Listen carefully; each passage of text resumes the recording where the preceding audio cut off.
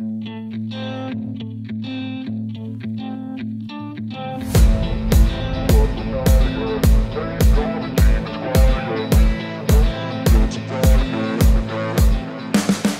champions, I'm Jax, this is J&D Creations, and today we're gonna let the Aussie loose with some black American walnut. Check this out for a blank.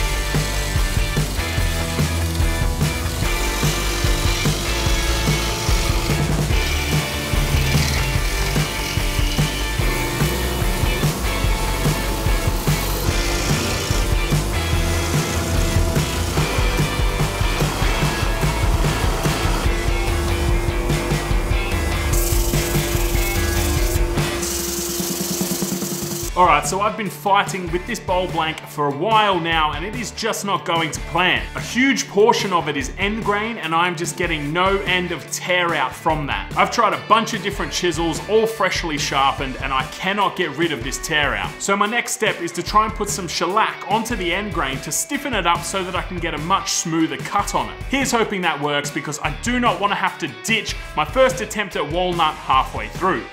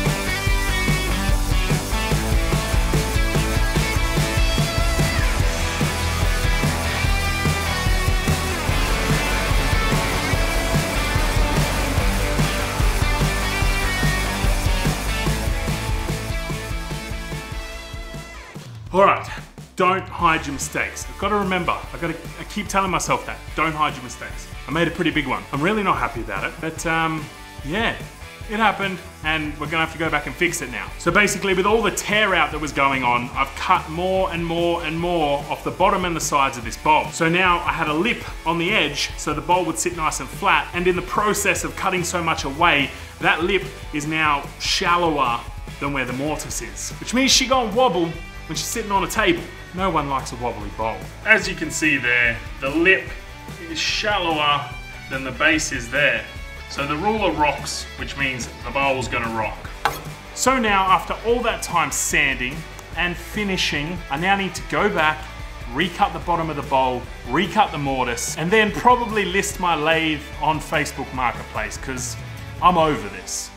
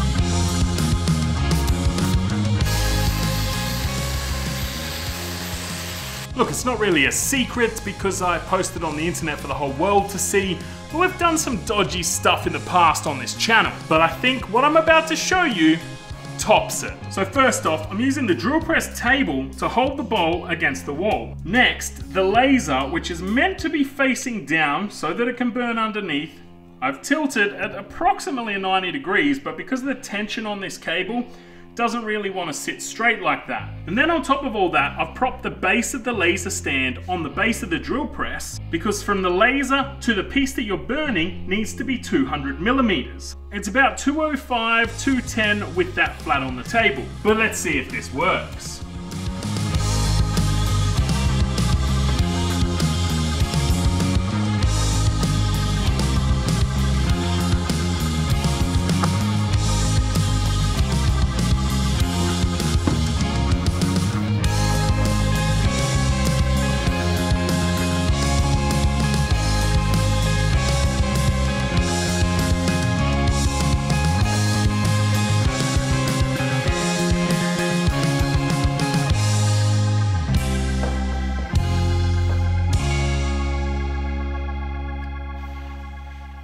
So this morning when I decided I was going to turn a walnut bowl, this is a long way from where I anticipated it would end up. I can tell you right now that this ending was not even in the realm of consideration when I started this project. I'm not overly happy with the outcome because I know what it could have been, but given the trials and tribulations on this one, I am quite happy with what I managed to save it as. It might be hard to show you on camera, but it's got lumps and bumps all the way through it. This just gives off the hand-carved vibe. On the back there, it is also slightly uneven, giving off that hand-carved feel as well. Out of all of this, I'm super happy with how the brand came out using the laser, even though it was such a dodgy setup. In case you've been living under a rock, this is my new logo, and I haven't quite got a branding iron yet made for it. But the Laser Pecker Pro works pretty well. As I said at the start of this project, this is black walnut, courtesy of my friend Scott over at Custom Creations. It is the first time I have ever turned walnut, and it will probably be the last. The amount of tear out I got on this project was just absolutely next level. I had freshly sharpened chisels, I came at it with a number of different chisels, I even pulled out the 60 grit, and it just wasn't enough to fix the tear out. And that's pretty much where this project began to fall apart. I did get the outside to an acceptable finish, and when I flipped it around to mount it in the mortise, because of the direction of the grain, the pressure of the chuck just split the mortise open. So that left me no choice then. I had no way to mount it back on the lathe because I had already started hollowing out the front. So that's when I pulled out the trusty Arbortech turbo plane and went about finishing off the hollowing. I then had to crank the turbo mode on my Bosch GET 75150 to try and get some sort of acceptable finish on the inside. Given all of that, the results are okay. I'll have some closer pictures up on my website at some point, and I may even list it for sale if you want a piece of J&D history. It's my first piece of walnut after all. Anyway, champions, thanks for checking out this project, even though it wasn't overly successful. If you are new here, please hit that subscribe button because I have a very exciting project coming up, and I wouldn't want you to miss the announcement that's going to be out very soon. Very soon,